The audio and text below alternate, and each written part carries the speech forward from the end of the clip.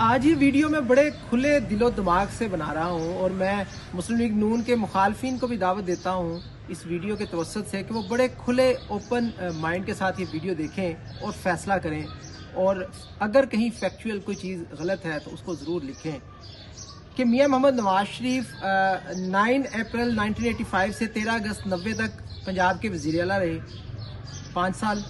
6 नवंबर 90 से 18 जुलाई 93 तक 2.5 साल वज़ीर आज़म रहे। 17 फरवरी 97 से 12 अक्टूबर 99 तक फिर वो 2.5 साल वज़ीर आज़म रहे, और फिर 5 जून 13 से 28 जुलाई 17 तक तकरीबन 4 साल वो फिर मुल्क के वज़ीर आज़म रहे। तो ये सारा अरसा सीएम का और उनके प्राइम मिनिस्टर दौर का मिला के 14 साल बनते हैं।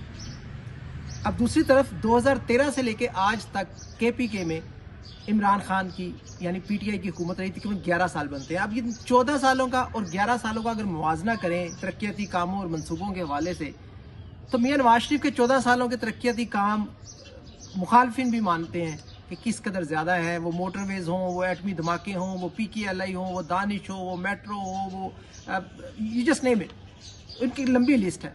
अब आपने अपने दिलो दिमाग को खुला रख के मुझे बताना है कि पिछले 11 साल में पीटीआई ने कोई एक मंसूबा आप मुझे बता दें, अगर है तो मुझे कमेंट्स में जरूर बताएं, कोई एक बड़ा मंसूबा जो इस पाए का हो।